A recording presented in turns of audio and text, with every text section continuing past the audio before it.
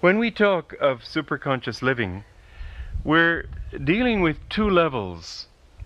The one is real superconsciousness, and it's not just a thought. In fact, the very beginning of the whole process of evolution was explained by Master when he said that the forces of the universe cause the soul to evolve through its succession of animal bodies up to the human level without the conscious will of those entities, because they haven't the will yet, because they haven't the understanding yet to evolve. It's only on the human level that we have the freedom of will to go forward or, in fact, also backward. And people are prone to struggle a long time, probably at least as long again, and maybe a great deal longer, before they finally make up their minds that what they really want is God. But the thing that Master hinted at was that there is this force that pushes us forward, even without our willpower, if we will allow it to. And the further thought to that is that there is this dynamic power which, if we really will allow it to, can move us forward a great deal more. If those lower animals could enter into the stream of that influence, they would advance much more quickly, because they haven't the resistance of ego that we have. It's a curious thing. I don't know how much of this sort of thing I can even tell you and not have you just shake your heads in dismay. But Lahiri Mahashai was actually working on a technique to liberate animals. And it is possible for that level. Ramana Maharshi, the great Indian master, said that his pet cow was liberated. And at death, because it didn't have to go through all the struggle. It seems a little unfair, but anyway, lest we allow envy to gnaw at our bosom, we'd better say great. And because from that level there isn't all that built-up resistance, it's possible to go forward a great deal more quickly. And the thing is that if we could understand, and this is where the lessons on self-help and self-development and self-actualization and self-fulfillment, all the various self things that you find so many schools of nowadays, most of them are ego-oriented. You might almost say virtually all of them are. And there is certainly a great deal that you can accomplish just by the use of your will, as we've been talking in these classes already, by the use of will, by willingness, by having the right attitude, by putting all your energy out, you can accomplish a great deal. But you'll fall short of what is your potential if you think of yourself only as Mary Smith or Tom Jones. Because you are not the body, the ego, the personality. You are a little wave on a great ocean of consciousness. And if you can understand that deeply in your consciousness and try to attune yourself to a broader reality, then that reality is what gives you the power to accomplish great things, much greater things. I remember back when I was in college, most of you I think have read my autobiography, and you'll remember that period in my life when in college I came upon the theory that if you want to be lucky, then don't wait for luck to meet you, to come to you, but go out and meet it halfway, and you'll always be lucky. And I proved this many times to be a very valid theory. I got the reputation during that period of my life for being fantastically lucky. I wanted to I wanted to go to Mexico for the summer, and I didn't know how to earn the money, and I didn't think of going and robbing a bank, and I didn't want to spend all summer earning the money, because then I wouldn't be able to go for the summer vacation. I didn't know how to make it, and I thought of the prizes suddenly that were offered in the college yearbook. So I went through the college yearbook, and I saw prizes being offered for $5, $10, $20. It didn't seem like much. I didn't see how I'd get to Mexico on that kind of money. But then I saw a prize for $100. And I thought, wow, this is for me. $100 back in 1945 was a lot of money. And so I read to see what I had to do, and it said that I'd have to write an essay on the basic principles underlying the government of the United States. Well, my heart sank. I just didn't know what to say. And I thought, well, who would write on a subject like that? And then I thought, well, that's right, who would? So I checked back several years, and it turned out that nobody had won the prize. So I thought, well, if I'm the only entry, then maybe I can win. So I wrote an essay, and in fact I was the only entry, and they liked it well enough to at least let me win the prize. So there was $100, and then I got a $15 first prize for a poetry contest, and with my $115 I set out hitchhiking. I got one ride from Philadelphia, Ardmore, Pennsylvania, all the way to Mexico City, and the man with whom I went ended up letting me stay as a guest in his home, and in this way my $100 lasted me 3 months, and it was just fine. But again and again and again I found wonderful things happening as long as I had this really positive expectation, and then instead of making it passive, went out positively to meet it, expecting everything to go well, and it did go well. But Mexico, and this is the other side of that experience, Mexico was a disappointment to me, not because it was a disappointing country, but because I had expected it to create great changes in me. And I was too young and callow to realize that you don't get changed by being here or being there so much as by what you resolve in yourself, that you can be just as alive, aware, happy. I was trying to find some new kind of consciousness. I wasn't just going out for a summer vacation, and I didn't get it. In fact, I got ill and I got very discouraged. And during the time when I was discouraged, nothing went right. And as soon as I got my courage back, suddenly everything started to go right again. So this, plus the fact that we've often heard the story of people who, of beginner's luck. People who gamble, and when they're new at gambling, for instance, I mentioned the story of this girl and her mother who went to the horse races with the father of the family. He went regularly, and he was a connoisseur of horses. They didn't know anything about horses. And so they would bet on a horse because they liked that funny spot on its nose, or they liked its color, or whatever it might be. And he was laughing at this absurdity of choosing horses for such reasons. But they won regularly. And it often happens that new people, this is why in the beginning of the spiritual path, when you're new, you don't know yet how difficult it is. In fact, it's difficult. But once that you've discovered how difficult it is, you've also realized how worthwhile it is in spite of the difficulty, so it doesn't matter as much. Where in the beginning, you sort of expect to go into samadhi in the first week. And so because of that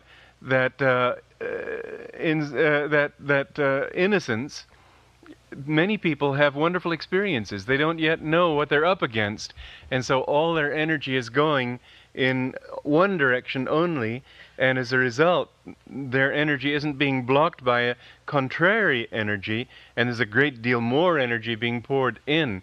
Many times people work themselves to exhaustion, and what they're really doing is only pushing on two sides of a door.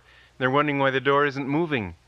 They're putting out lots of energy to accomplish something, but don't realize the extent to which they're negating that effort by thinking they don't want it, by fear, by reluctance, by whatever it might be. So in the beginning, people often have high experiences to give them also, as a special blessing from God, to give them a certain amount of confidence that this is really this is right, this is true, what the masters have told them.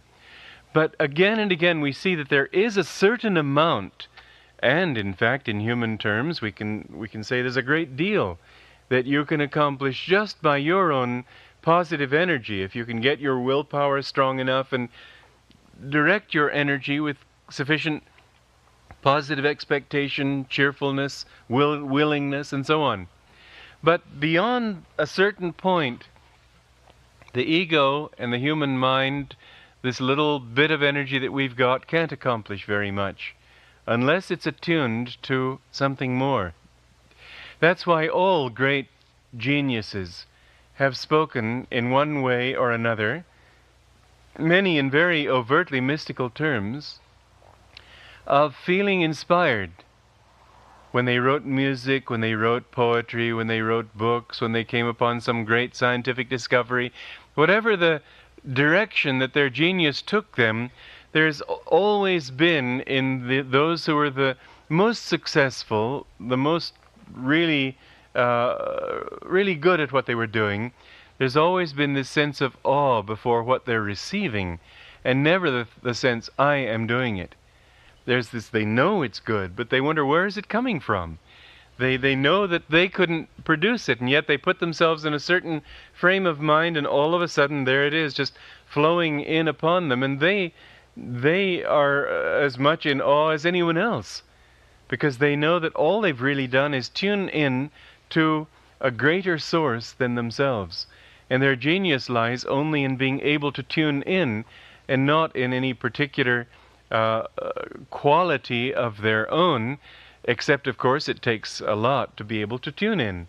But the real power for change, and when we talk of superconscious living, we must understand that in the last analysis, this is what we're talking about, that we have to draw that ray of energy down from the superconsciousness. There's another aspect to it, and that is that magnetism. Now, as I've often told you, and those of you who have been here as guests in other times have perhaps heard me say it, that the magnetism that you develop is developed by the strength and clarity of your energy. Just as in electricity, when you put electricity through a wire, it creates a magnetic field. And the stronger the flow of electricity, the stronger the magnetic field. And so when there is a lot of energy, either in your body or directed from your body by your willpower toward an idea, you generate a kind of magnetism that can accomplish a great deal for you. It works on the ether.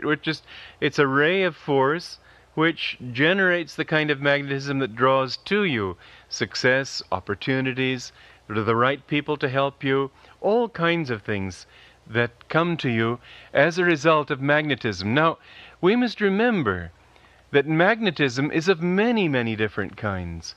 It's an infinite field, just as if somebody weren't living in this world and were merely spoken to about the principle of matter, he might finally get it into his head, living, let's say, in the astral world, might finally get into his head of the possibility of sort of condensed blobs of energy. But it would take a great deal more sensitivity and subtlety of consciousness to be able to imagine those blobs of energy taking shape as trees and as leaves and as animals and beetles and people and rocks and streams. The tremendous variety that matter can take is only a hint of the tremendous variety that energy and consciousness can assume. And so we mustn't think, just because we know electricity, that the energy that we're talking about and the magnetism that results therefrom is really only an abstraction, I mean by that sort of an animal blind, unconscious force. Every single thought that you have generates its own kind of magnetism and attracts to itself the kind of thought that you have put out.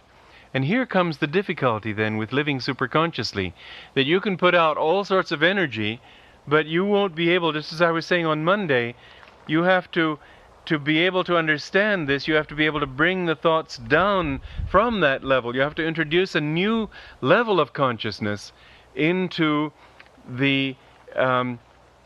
this world. And if you aren't aware, for instance, a person, there are tribes in Africa that Schweitzer contacted, that he worked with, I should say, who said that kindness was just to them a cowardice. It was a sign of weakness. Nobody would be kind if he could gain what he had to gain by the natural force of the body, of the will. Kindness they're not able to understand because they haven't refined their spiritual awareness yet to that level. And so similarly, there are many subtle aspects of superconsciousness which you can't understand by merely creating yourself into it. It's just astonishing to see the levels of misunderstanding that people, for example, who aren't on the path can have when you're seeking God and living for other people and living to do good. They can't understand it except in terms of their own experience. It's sort of like an American Indian who said that trains were impossible unless they had horses to pull them. And so they showed him an engine and said, no, that's what pulls the train. And the Indian said, oh, yes, very clever, I see. You put the horse inside the engine. And so people can't get out of the actual experience they've had so far of life in order to attune themselves to higher states of awareness. And this is why it's absolutely essential to open yourself to the downflow of that consciousness. This is why it's absolutely essential to be with other people who have more of that awareness than you do. Because, or even who have the same desire as you do, because this generates, as Jesus said, where two or more are gathered together in my name, there am I in the midst of them. It generates a magnetism, and when more people do it, it generates a stronger magnetism. But the power of the Guru, in this sense, is a very, very important thing. I remember Master was having difficulty with his knees at one time. He took the karma of his disciples. This is the way he explained it. And we were carrying him upstairs one time, and he said, you're drawing lots of magnetism, that's good. But even just the physical contact with a holy person is enough. Jesus said, remember that woman who touched her in that mob of people? And he said, who hath touched me? It sounded like an absurd question. Everybody was touching him. But one person had drawn from him instead of just bumping into him. And he felt it immediately, and he said, virtue hath gone out of me. In other words, power has gone out of me because I have felt her draw this power. Well, we need to draw in this way. We need to be in tune with the Guru. We need to be in tune with spiritual places and spiritual people. We need to seek the superconscious contact in deep meditation. It's not enough to live superconsciously by principles that we teach here if you don't understand that the secret of superconsciousness lies really in God. And you have to take it up to God in order to actualize it. In any new teaching, and this of course there is no new truth, but there are new emphases on different aspects of truth. And in any time, just as I was talking about Freud and his very real contribution, although I haven't much use for his teaching, it got a hold of essentially many wrong angles, wrong slants on human nature.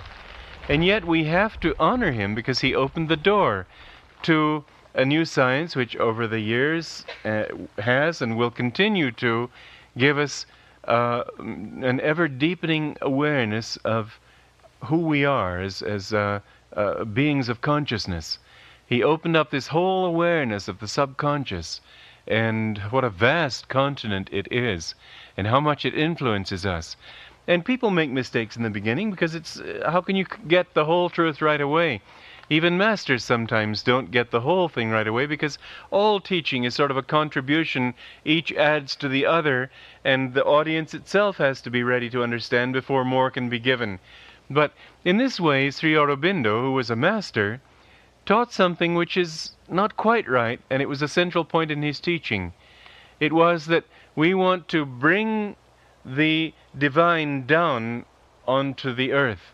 Sri Rama Yogi, who was a great master, said to me that Aurobindo had to admit that this was not possible. But what he was saying was essentially very true. It was just that we can't bring, indeed, it's not possible to bring God down purely to this level without destroying this level and making it God. In other words, if God really were to be wholly down here, all matter would dissolve, all egos would dissolve, everything would merge into spirit. And the manifestation of spirit in nature is needed. We need our lives. We have to work out our karma. If this planet were suddenly to be cast into that kind of an age, people would have to be reborn on planets where they are able to work out their own karma. But it is true in this sense that if we can raise our consciousness up and be guided by that level, and bring it down in the sense of filtering down through us. This is like the electricity in the dynamo, in the big central dynamo, having to be stepped down by transformers until it's able to give you the voltage weak enough to be able to run your electric lights and your refrigerators and so on. The 110 volts is a very low voltage compared to the high voltage at the dynamo. And so God's energy certainly needs to be stepped down to this level before we can handle it on this level. And Aurobindo was really working on that level, that when we bring the divine consciousness filtered down through our consciousness into this world, indeed, just as when there's darkness and you turn on electric light and the bulb shines, it shines all around. It's not just keeping its own light there. And indeed, if you get enough people tuning into that light and then shining it in their lives, radiating more of that superconsciousness outward, it can and it will and it shall change this world. Shall means, yes, it's going to happen. Not a vague prophecy, but a very strong statement made by all the great masters, that we are coming to a great age in which mankind will live much more in tune with God than before. Now, what we've got to understand then is that there are two levels here. First, as I said, you can live superconsciously all the time, and we should always try to do that. That by this higher consciousness, whatever we understand of it, live that in our lives. Always try. For example, if any problem comes up in your life, try, if you have a chance to withdraw a little bit into yourself and feel it. And then when you feel the right way to do it, then do it. Otherwise, all the reasoning in the world can lead you astray. All the good ideas in the world, everything can be wrong, no matter how right it looks. Let that feeling be your guide. When you have that inner feeling, naturally, if you're on the freeway and you're suddenly out of control, you can't just be saying, now wait a minute, and getting into yourself. But you'll be surprised at the extent to which you can do it once you've got the practice. That is to say, in the beginning, when things come up that give you the opportunity to just settle down, be quiet, be centered, try to feel, put your mind up here at the point between the eyebrows, try to feel that guidance, and then act, you'll be amazed at how much better everything flows if you do that. But as you get the practice, you'll be surprised also to find that you can do it instantaneously, so that even, in fact, on the freeway in a crisis situation, you can instantly get into attunement and have some, at least, of that guidance. But the other side of this is meditation. We must go deeper and deeper in meditation, because it's there really that we come in contact with the superconscious. The other is a very much filtered ray of superconsciousness, which you can draw on and can help you in all things. But the more you open yourself inwardly in your meditation, the stronger that ray will be on all levels of your living. And so, meditation and attunement with the Guru and asking God to give you His grace and His power, this is the way only that you can really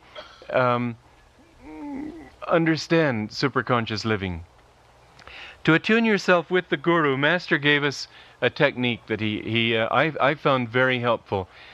He said, concentrate on the eyes here. You can think of Master's eyes here at the point between the eyebrows, and call deeply at that point. And then when you feel that you're really in tune that way, then feel His response in your heart. This is the receiving station in the body, the chakra opposite the physical heart. So feel here in the heart. And when you feel His touch, you will feel it very different for each master.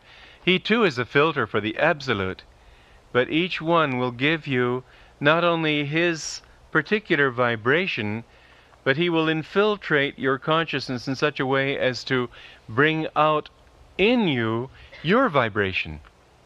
Because what he's doing, this is why Master, when he attuned himself to Sri Yukteswar, whose personality was a polar opposite to his own. Master was very devotional, Sri Yukteswar was very much wisdom and dispassionate, impersonal. And always expressed himself, as Master said, in terms of cold spiritual mathematics. And yet Master found that attuning himself to Sri Yukteswar, he was able to feel a great increase in his own devotional approach. What the Master does essentially is give power to your consciousness, which in turn will enliven your nature. It won't be an imposition upon your nature, it will be an enlivening from within, just as the sunlight shining on a stained glass window will make brighter all the colors in the stained glass window. So this power shining in you will make you more completely what you are, less mere echo of the world around you, which most people are.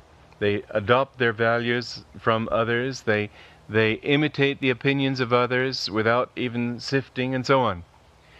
Well, feel the presence in your heart. Or you can also think of the Master as sitting on the top of your head. I found that very helpful too.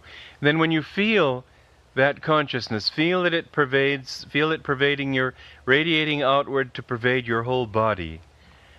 And then bring all that energy up here to the point between the eyebrows again, and pray, introduce me to God. So that you keep going deeper and deeper and deeper in that attunement with the superconsciousness. It's when you've brought in a new kind of consciousness that you can create that kind of magnetism that makes it possible for you to receive more and more of that. If you could call to God with completely the right magnetism, completely the right state of consciousness, you would have Him this moment.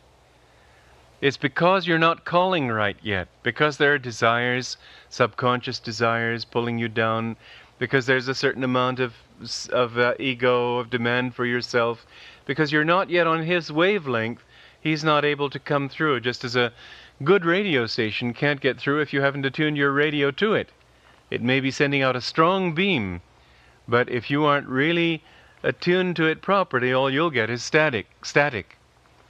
So, the presence of the Master, the attunement with the Master, helps you to attune your mind to His consciousness, and through that to your own superconsciousness. He gives you the power, as it says in the Bible, all those who received Him, to them gave He the power to become the sons of God. He gives you that power, that magnetism, which in the process takes you closer and closer to the superconscious. Now then, when you've got that superconscious, what you need to do is bring it down into every level of your life. Even your meditation techniques, they can be used not only to take you up into superconsciousness, but also to bring that superconsciousness down into the body, into the problems that you face, and so on. For example, I remember years ago, I was in Australia, and I went to a chiropractor because my neck was out of adjustment. And he had an interesting method of adjusting. Instead of the twisting that you normally find, he would press a finger into the part that hurt and ask me to relax. And when I relaxed enough, it just went back into position by itself without any violence to the vertebrae as you get with too many adjustments of the normal chiropractic type. Well, what I did in order to relax was I practiced Hong Sau at that point. You all know Hong Sau, don't you? I think so. Anybody here who doesn't know Hong Sau? No, I think it's being taught this week. Well, anyway, normally what we do is simply watch the breath, and with that watching of the breath, try to go deeper and deeper into meditation, into superconsciousness. But what I did was with Hong means I, Sau means he. And so with every time that my breath came in, I would concentrate that sound of Hong in this part of my body, where I was still clinging because there was still tension. Every time I let the breath go out, I would say Sau, and feel that I was releasing that tension and relaxing it. And I found that in a very short time I relaxed. I've tried that since then many times under many circumstances. For example, sometimes a problem that I might have, or again, maybe sometimes going to a dentist and having him work on me and it hurts, and I just concentrate doing Hong Saw at that point where it's hurting. And I say Hong and feel the pain concentrated there, Saw, and feel that I'm releasing it upward. And each time when I say Saw, when I say Hong, I'm bringing that sense of relaxation more to the pain area until finally there isn't any pain left, even though the dentist is working on it. Or I have a problem in my life, and I take that problem and I just practice Hong Saw at that problem. And think of the problem while I'm saying Hong Saw, release the problem into superconsciousness when I exhale. And I find that it's a very helpful way to practice it. Also, it's good to be creative with the techniques, to realize how universally we can use them, and not only in meditation, how practical they are for reasons of health and so on.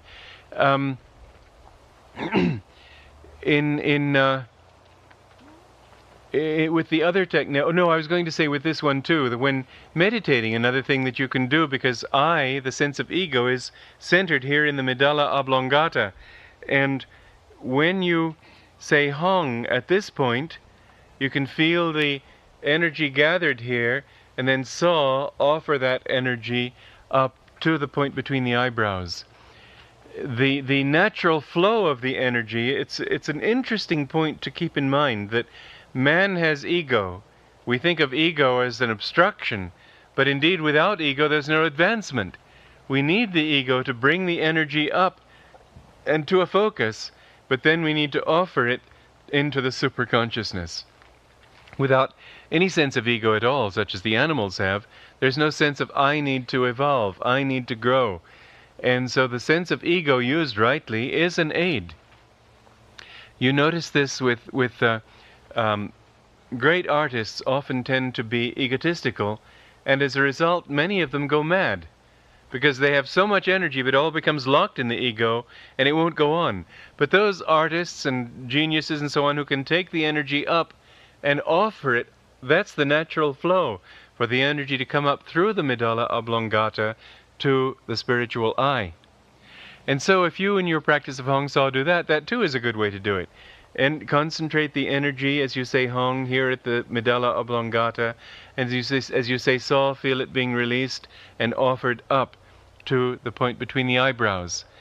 These are all little tricks that you can use for variety, also to help you to overcome things. The other techniques, for example, the Om technique, listening to that sound and realizing that you're a part of something much bigger. It's a good thing to do even when you're not listening to Om. Just remember that sound in meditation, or if you've not yet heard it, visualize it, and feel that that sound is that you're a part of that great sound, that it's a part of everything, and that you're working from a very broad base rather than from the little narrow base of your own ego. And you'll find that when you think that way, people won't know why they feel inspired in your presence, but they do. Yeah, they're inspired because they're really seeing you only as a little pinpoint of something that's much bigger, that includes them. And they feel that they're suddenly a part of something much bigger, which is their own reality, but it's something they haven't yet been in touch with before. Being in the presence of a master has this effect above all, and people love to come to the great masters just because they love being with them. They love the way they feel when they're with them. But if you do this, and if you live more here, not here, if in any circumstance that comes to you, whether negative or positive, whether mundane or spiritual, it doesn't matter, the more you can remember, particularly, let's say somebody comes to you and wants to get your goat. He's upset with you, or upset with himself, which is usually what it's all about, and he wants to get you all excited. And you just, instead of relating to him like this, which will bring you onto his wavelength and make you just as tense and snippy as he is, if you'll just get into yourself and then expand your consciousness mentally, just feel that it's out here. Nothing will be able to shake you. People won't be able to say anything to you. I remember meeting somebody who for years has hated me, Envy can do terrible things to people. But when I saw him, I just felt sorry for him. I thought, what a thing to live with. And I said, I could be the devil himself, but it still wouldn't be your problem. It would be my problem. Why should you take this on yourself? But he just said he didn't know what to do about it. But he's hating himself. That's what it's really all about. But the thing is that when you can live this way, you don't get upset by it. You feel compassion. You feel pity. You feel a desire to help. But you'll find that then the answers come to you that will help you to do the right thing in everything. So the Om technique is not just a technique to practice in silence, in meditation. It's something to take into your daily life and live with more and more. The more you can feel, you can even practice this. This is why, again, when we do the yoga postures, we have a different approach to the yoga postures. The purpose of it being twofold. One, to use the body to influence mental states of consciousness. For example, when you are feeling good, positive, energetic, you tend to sit straight. When you feel negative, moody, downcast, you tend to sit like this. The tilt of the head, the movement of the hands, everything reflects what your consciousness is. And if, in your effort to change your consciousness, you use the body as a part of that affirmation, in other words, if you feel awake and ready, you'll get a lot more if you say, I am awake and ready, like this, instead of, I am awake and ready. Yep, ready. Ready for what? Doomsday. The posture of the body does influence you, and that's one of the great values of the yoga posture system that we've worked out to show how body and mind and spiritual unfoldment all work together. They're not compartmentalized. And the other is to realize that you're working not just with a physical body, but with energy, and to use the movements of the body to increase your consciousness of energy. Thus, when, for example, you bring your hands up above the head, don't just bring them like this, but feel that you're creating with your hands an aura of light around your body.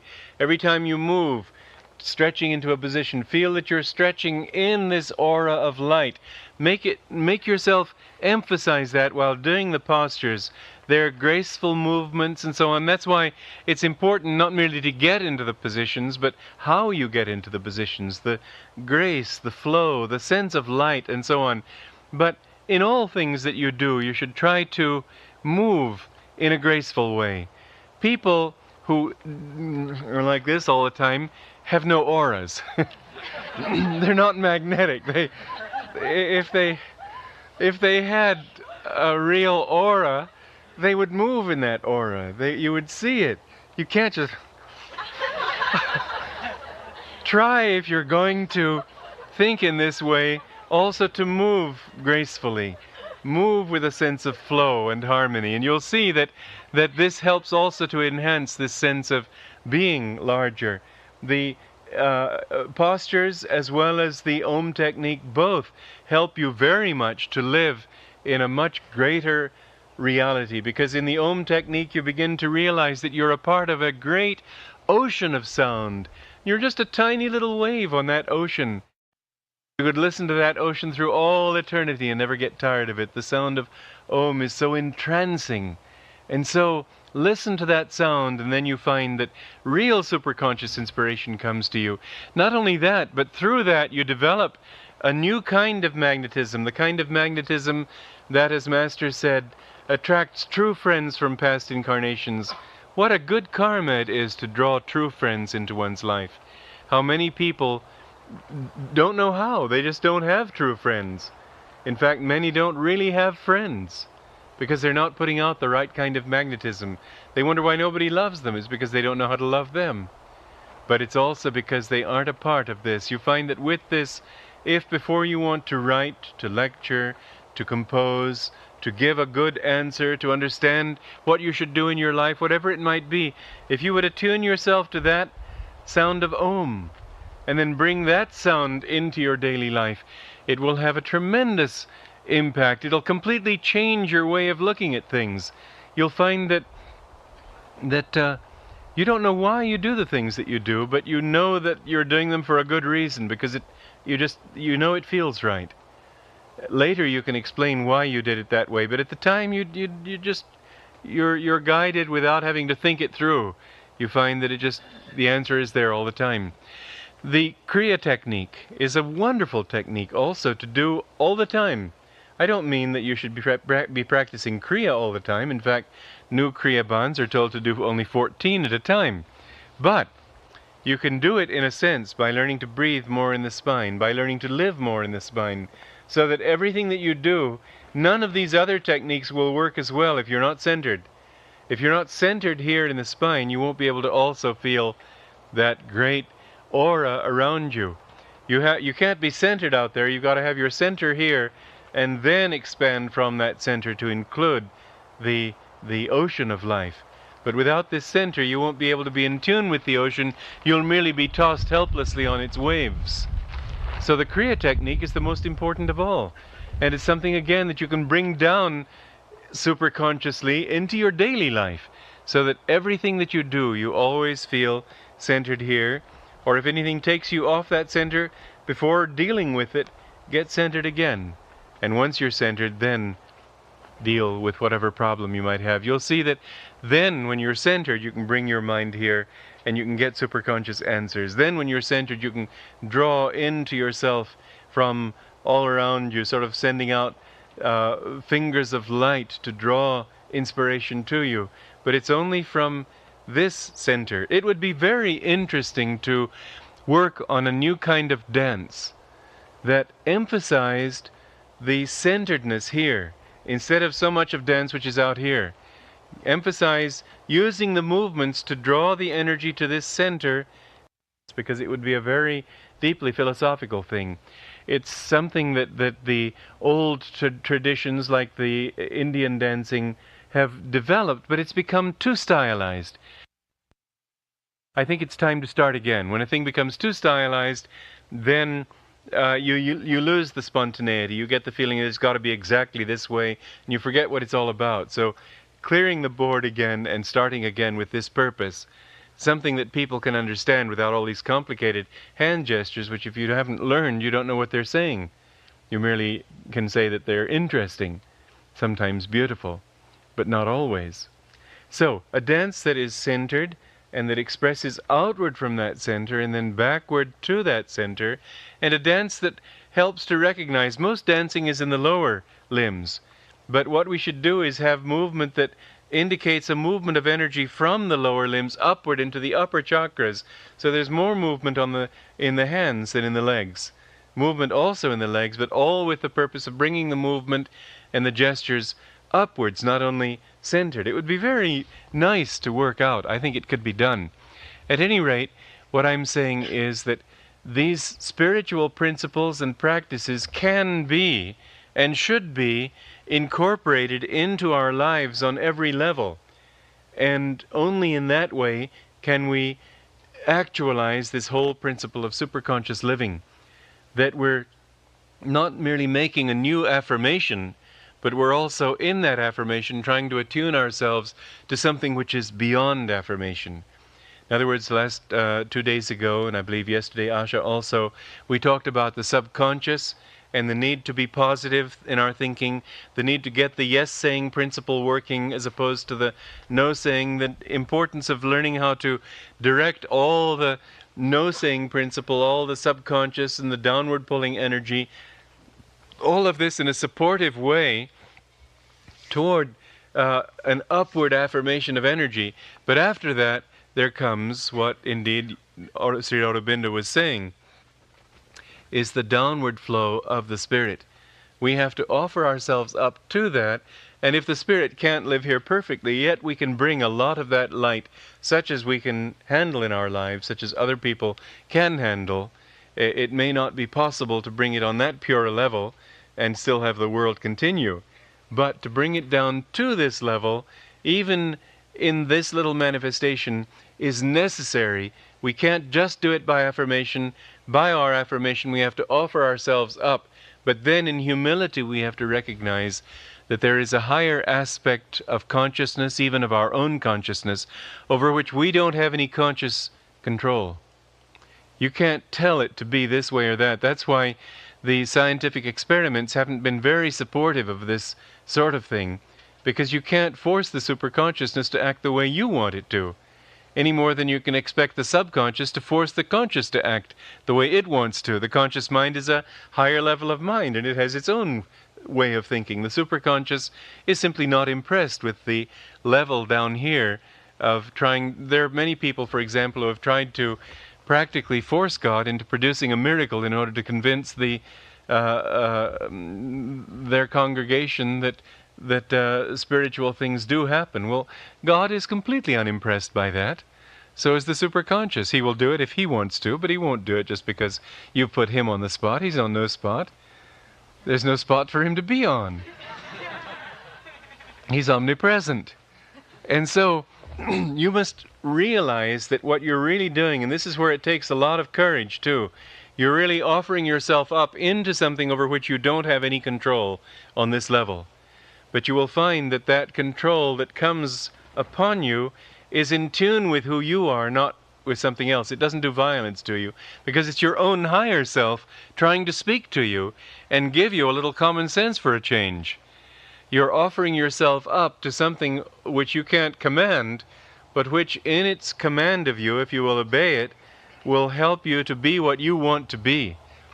It will, for example, I was, when I wrote that song, Peace, I think most of you know it. It's a very peaceful song. It's a beautiful song. But when I wrote it, I really was wanting to write an amusing song. Because in the story for which I wrote it, the story related to somebody who wrote a melody all on one note, because the singer could only sing that one note in tune. And he'd lost all his other notes. They all went... No, wait a minute. That was... he sang all the other notes right, but that note was out of tune. And then, when he was healed, then that note became so outstandingly beautiful, more beautiful than all the other notes. So this one composer wrote a song for him entitled Melody on A melody all on one note. It was all sort of meant to be amusing. But when I offered this request up to the superconscious, it took over and gave me a very serious song. It just wouldn't come out the way I wanted to. Usually it does come out the way I want it to, but in this case it wouldn't. And sometimes I found that it doesn't. You offer yourself up, and suddenly you're getting back something very different from what you wanted. You say, God, please tell me what I should do. And then when he tells you, you may say, oh, wait, not that.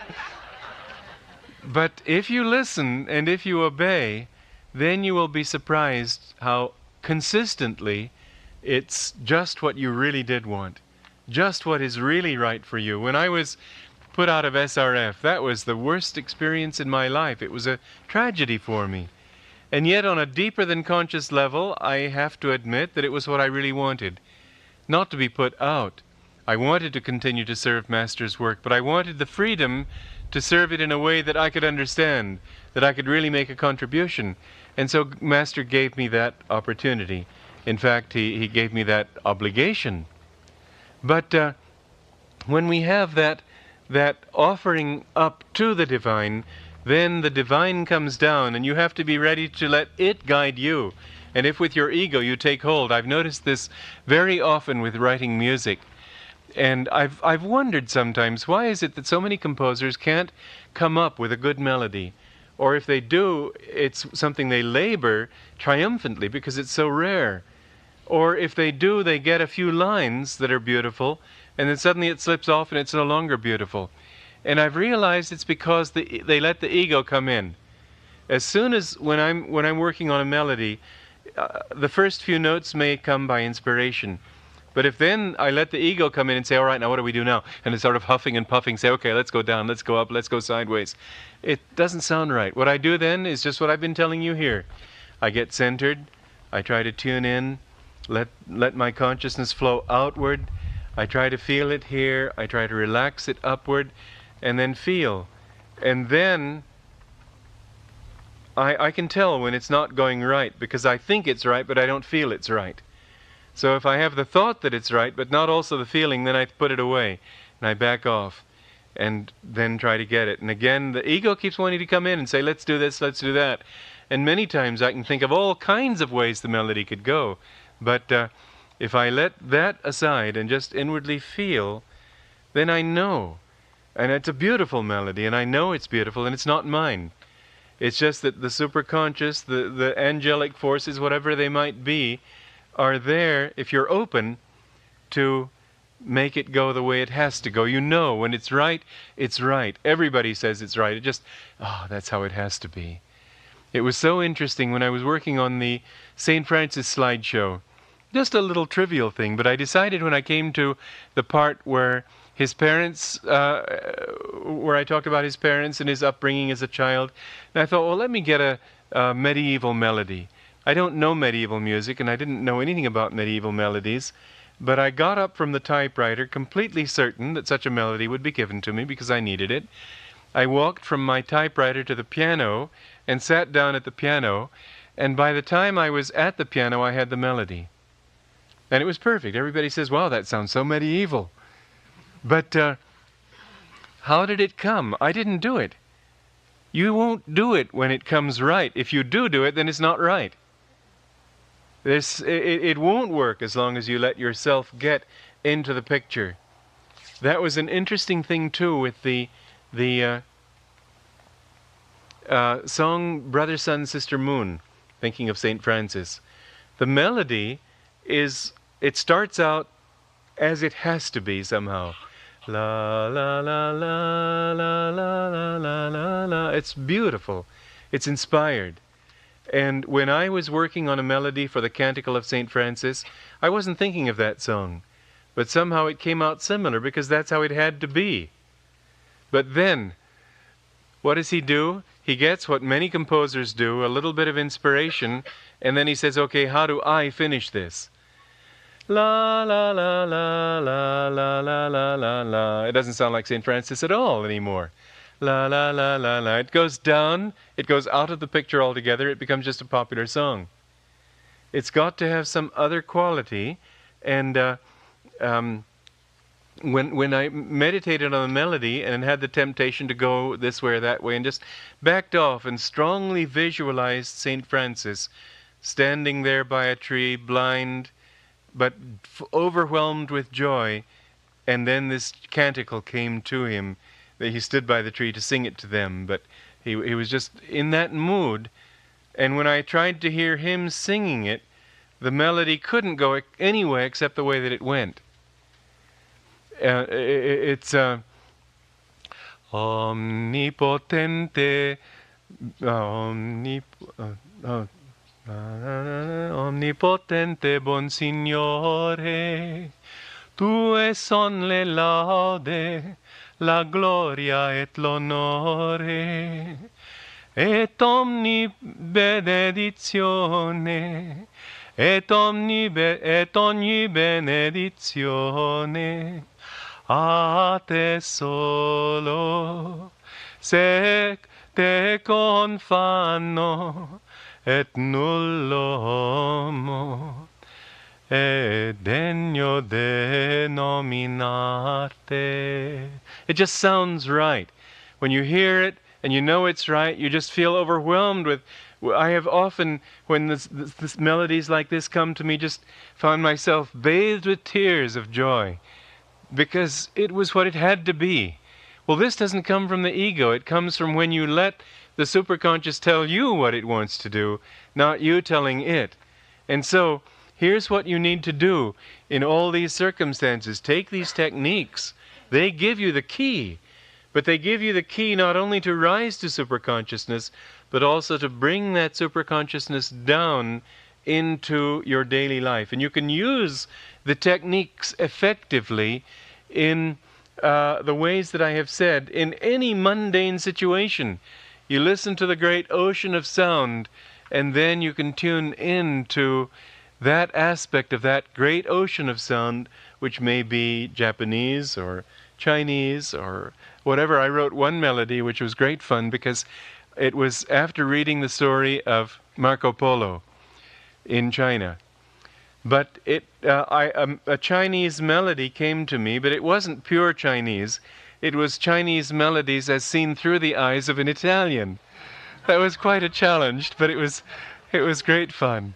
La la la la la la la la la la la la la la la la la la la. La la la la la la la la la la la. La la la la la la la la. La la la la la la la la la la. La la la la la la la la. It's not quite Chinese, it's the way an Italian would understand Chinese music. And so you will see that tuning in helps you to tune in to what other people's needs are. When you're helping somebody, you learn then not to give them what helps you, but what he needs, what his own superconsciousness is trying to tell him. That's the kind of advice that's useful, not what you think or what you've found helpful, but what he needs and what he, if you give that kind of advice, then he'll say, yes, that's what I was trying to say. Yes, that feels right. He'll accept it because he recognizes it. And you can't give anybody a truth that he doesn't recognize.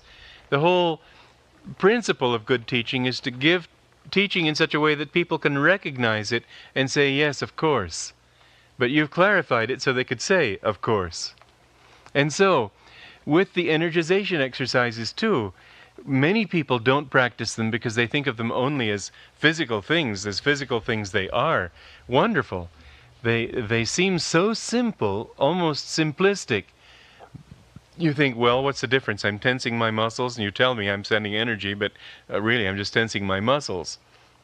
That's the beginner's thought. But as you get into it, you really begin to be aware of that energy, and you find that there's a tremendous amount of energy that you can send to your body to make it well, to give it strength to do what it needs to do, to accomplish physically extraordinary feats of endurance. But it's far, far more subtle than that. The energy that you feel in your body, then, if anything that you do, you put that energy into it. This is even the cornerstone of Yogananda's teachings. And all the others sort of fit into the picture after that cornerstone has been laid. You can't tell people these things. They can only experience them and know them through that experience. But after years of practicing these energization exercises, you suddenly find that in anything that you do, you're directing energy, and you feel that energy. When you're with people and you want to, Master used to say, when you see a sad face, shoot it with the buckshot of your smiles. It was a cute way of putting it. But indeed, I remember how when he would smile at people, it was a smile that was radiant. There was a movie that it was recommended to me, which I managed to watch for 4 minutes and got disgusted and put it away. But it was called This Time Next Year. Some of you may have seen it. And this man is saying to this girl, how can you be so radiant? And I thought, looking at her, that's the one thing she isn't. The people who live in the body, people who live in a physical way, people who live for the senses, they're not radiant. But on the other hand, when you're alone, be alone with God completely. But when you're with people, be with them wholeheartedly. And most people don't. You see that they smile with their mouths and not their eyes. Sort of, hi, Joe.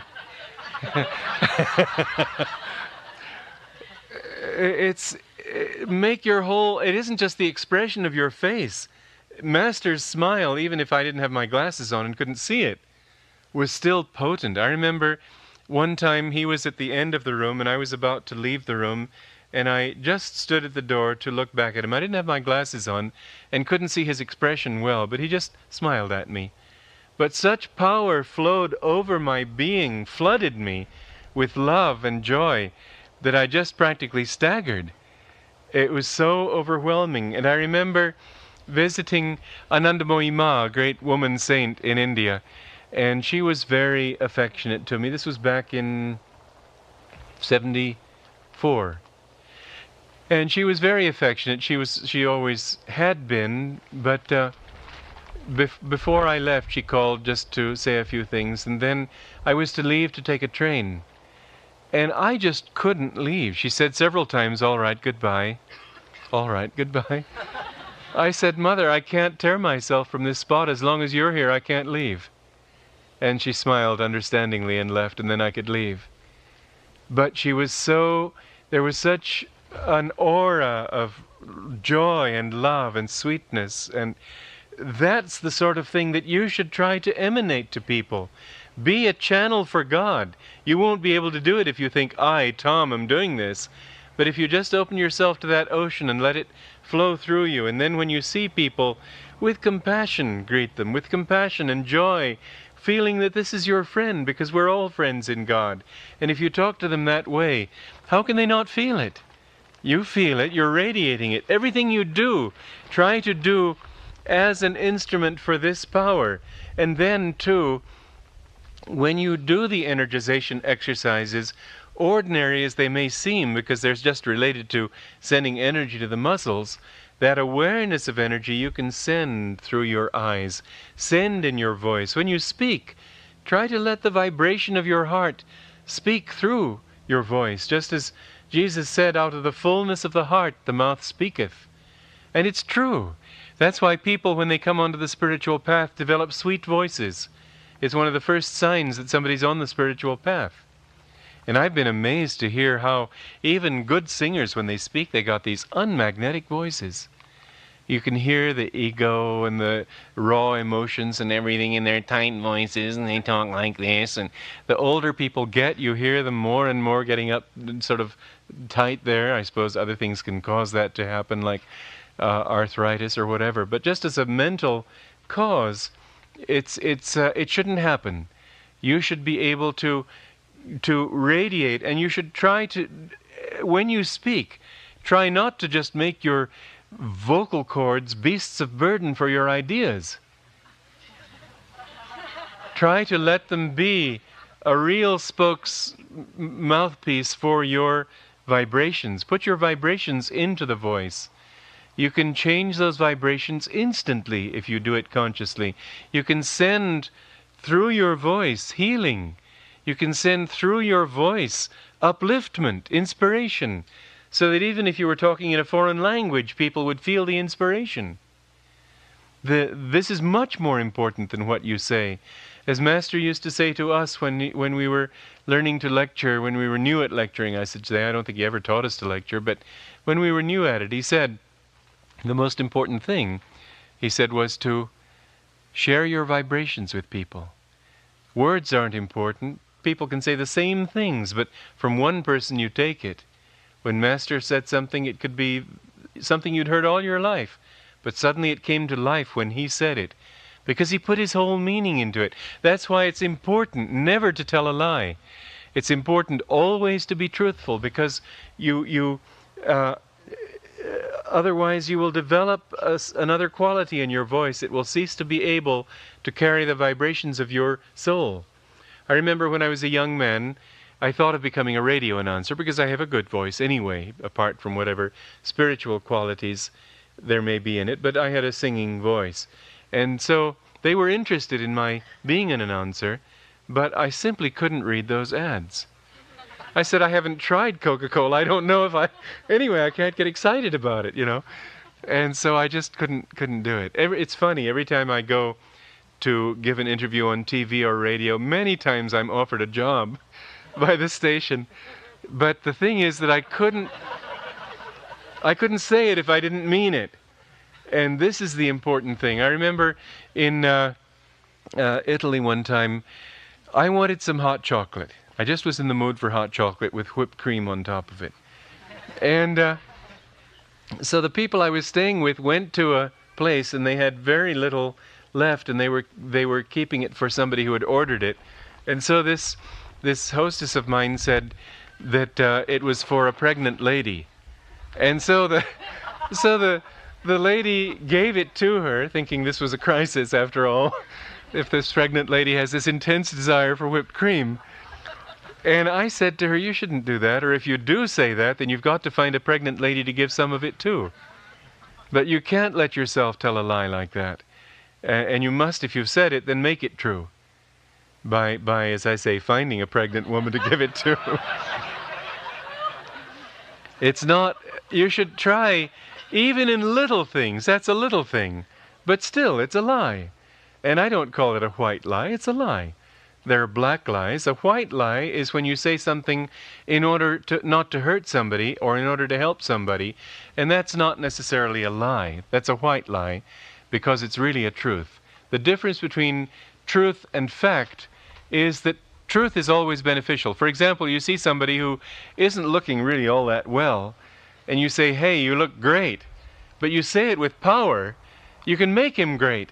That's why I say, if you say a thing and make it true afterwards, or in the process of saying it, say it to make it true, like you are well when a person isn't well, or if somebody is wearing an ugly hat, does it help to say that hat's ugly? Probably not. Sometimes yes, but normally not. To be tactful, to be kind, to say something that I noticed that many disciples of Mahatma Gandhi were truthful as he was, but in an unpleasant way. They went out of their way to show how truthful they were by being nasty and rude. And that's not impressive at all. You don't have to, in the name of truth, to be unkind. Truth will be beneficial, and a white lie would be to say about the hat, "How do you like it?" "Well, it's all right." Or something nice. Interesting is the safest adjective. Or whatever. But try to tell the truth because it will give you power. Try whenever you say something to mean what you say. Try in the very process of meaning. You see so many people, and this is again why the energization exercises are so good, because they bring us down to the body. We can't just be living up here. Many people, when they're talking, it's all from the head. There's nothing from the heart. There's nothing from the body. Your whole being should be behind what you say. If you're only talking up here and not including the heart, it will have a very different impact. Try to put high vibrations into what you're saying. Not just vibrations, because there are negative vibrations as well as positive ones. If your intent is to do harm, it would be well to withhold some of those vibrations. You should try, of course, always to be beneficial, but if you feel upset and want to say something, try to take it out on a tree or somebody else or whatever. Take a walk, wait till you're calm, then talk. Anyway, this is another way in which superconscious living principles can be and should be brought into daily manifestation through your eyes, through your movements, through your voice, through the consciousness of energy that you send. You know, it's an interesting thing with this wedding coming up. There were several people that I wanted to invite that I hadn't seen in years, and I didn't know where they were. I had no idea of their present addresses. You'd be amazed at how many of those people within the next 3 days either came or wrote or telephoned. It's uncanny. Not just one person, two people, a whole lot of people. But just because we send out this thought, when you send out a thought with energy, you're generating a field of magnetism that draws to you the kind of energy you've sent. That's why it's important to think positive thoughts as opposed to negative thoughts, because negative thoughts will also attract their own natural affinities. Fear will attract the things you fear. Negativity, criticism, that sort of thing will attract things to be negative and critical of. And the more critical you are, the more you'll find things in the world drawn to you that really give you the right to be negative. But you're the one who started it. And when you change that, suddenly everything starts to go in a different way. You attract different kinds of people, different opportunities. The very people who were being negative, suddenly around you, they aren't being negative, even though with other people they may still be. But you'll see that in this, there was one person who wanted to he was being critical of something about me. I forget what now, but he really wanted to give it to me. And I thought, well, that's very interesting. I think I wish he'd come so he could get it out of his system. And then he came, and he was sitting in the dining room with a group of friends of his, and I kept waiting for him to come over and just let me have it the way he'd been saying he was going to. And he didn't. So I thought, well, I want to help him. And so I went over there. And he stood up very respectfully and introduced me to his friends and was very friendly himself and very happy to be there, and nothing. He didn't say anything at all. I don't know whether when he got home he fumed at himself. But the truth is that when you feel kindly toward people, that's what you draw. When you feel fearful, that's what you draw. When you feel loving, that's what you draw. And so, the kind of thought, if you want to succeed in life, if you want to have if you want to attract the right opportunities, tune in, feel this consciousness around you, feel the energy in your body, feel it centered, and then bring that energy flowing up to the point between the eyebrows and send that thought out very powerfully, and you'll find that even if you're not conscious of it, it will happen. There's a Bengali man coming here today who has been wanting to come for 13 years, and he arrived in New York. He was at Ananda House, and I talked to him this morning. And for 13 years he's been trying to get here, and he's hoping to find there's a place for him and his family, and then he wants to go back and bring his family. But I thought anybody who can hang in there for 13 years with so little inspiration from here has to have something, and so I want to help him in any way that I can. But he said he stopped over in New York. And he said, "Oh, New York is worse than Calcutta. Newspapers blowing everywhere. The consciousness of the people, it's not a place for a gentleman."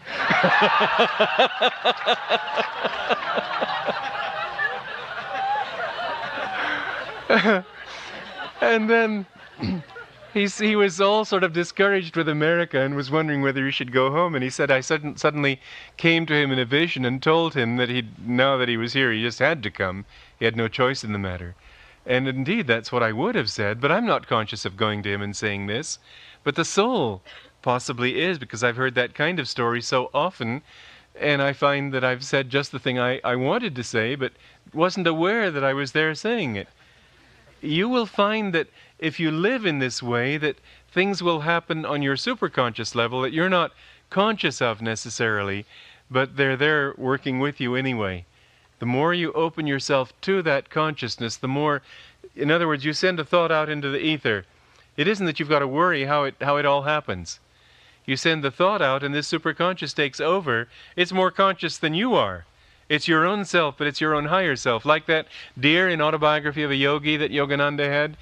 Deer are not, they're not able to speak. They're not conscious in the same way you and I are. But when the deer was dying and Master was trying to pray for its revival, the deer came to him in a vision. The soul of the deer took the form of the deer so he'd recognize it, and in the vision said to him, "Please let me go. You're holding me back from my own evolution. It's time for me to go on." And you see, the soul knew things that the deer couldn't know. And your soul knows things you can't know. Even though the doorway between your consciousness and your superconsciousness is much more open. But by meditation you'll open it more and more and more, and there will come more and more of a sort of interchange and interrelationship between your superconsciousness and your conscious and your subconscious, where all of them will work together. So it isn't as if when you send a thought out that something should happen, that you have to listen to your mind when it says, yes, but how? You don't have to worry how. You send that energy out, and the more conscious you are of the energy, the more conscious you are of willpower directing that energy, the more it will take over and make the things happen that should happen. You don't have to worry how, because this world really is only, in the very first place, a manifestation of that divine consciousness. It has no reality anyway, except as that manifestation. So the superconscious has absolute control over this level of existence. There isn't anything that God couldn't do in this world. There isn't anything the superconscious mind can't do in this world. And you merely have to be open enough to let it happen, and let it happen in a positive, not a passive way. Offer yourself up to it and ask that it help you, and you'll find that that help will function. But now, to sum up, what I've said this morning is that superconsciousness ultimately can only be reached in superconsciousness. The more you meditate deeply and get into superconsciousness, the more you can really bring it down. And until then, the affirmation toward superconsciousness is helpful, but it doesn't introduce a new element into your inspiration, into your magnetism, and so it leaves you pretty well in the web that you're already caught in. You offer yourself up into it, enter it, but then what you should do is, after your meditation, bring your meditation down into everything that you do, whether it be washing the dishes or walking or anything. In fact, to close, a very good practice is, after meditation, to try to deliberately practice meditation in action. Because if you mentally say, okay, I'm going to try to remember the peace that I feel, and then dash onto the freeway, dash out to cook, do all sorts of restless things, you'll find that it slips away from you. It's very hard. Just as we have to gain the energy, the consciousness and control of the energy by slow, deliberate practice, and not by mere affirmation. Mere affirmation, yes, I want to send energy. If you're not aware of the energy, how are you going to do it? But by deliberate, slow practice, you become conscious of it, and the more dynamic it becomes to your consciousness, the more you can use it effectively. And so, in your meditation, after your meditation, if you will walk and try to just walk very slowly. This is one very good way to do it. Not to engage your mind in anything that you have to do, but try to be as receptive in your walking as you are in your meditation. Walk slowly, not hike. Walk slowly and try to feel the energy and the peace of your meditation permeating your movements, making your movements expressions of that peace. This is where Tai Chi is such a good practice. Any kind of slow, graceful movement, but it's formalized, and I think we need to bring it out of form into something more easily relatable to daily life. However, it could be a very good practice done with this consciousness. And then while walking, allow all the senses to enter into it so that you feel that the superconscious touch, at least that you felt in meditation, is activating all of your senses, so that what you see, you feel that you are giving energy to it and receiving energy from it. That, in other words, you're seeing God's energy in the sunlight, God's thoughts and inspirations in the movements of the leaves on the trees, God's breath in the wind.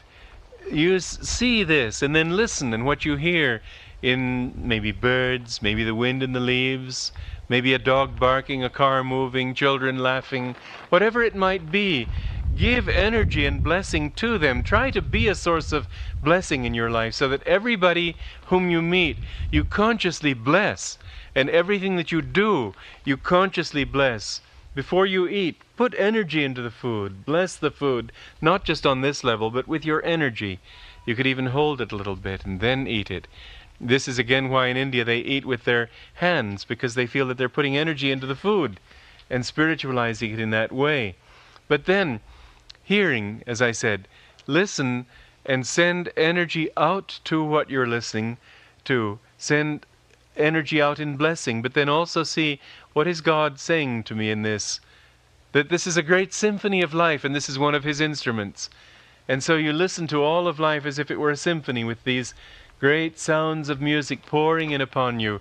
Even the discordancy of a logging truck going by can be turned into something spiritual if you see it as a part of the whole symphony orchestra rather than as some specific part of something much larger rather than something divorced from that larger symphony. And feel the play of the wind upon your body. Feel as if God were caressing you. And each one of the senses activate in this way. And do this for a while.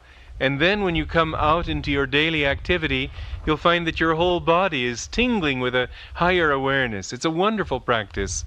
And then you'll find that this practice can serve as a bridge for bringing the superconsciousness that you feel in meditation outward into superconscious living, and it will affect your whole life. Okay, that's it for today.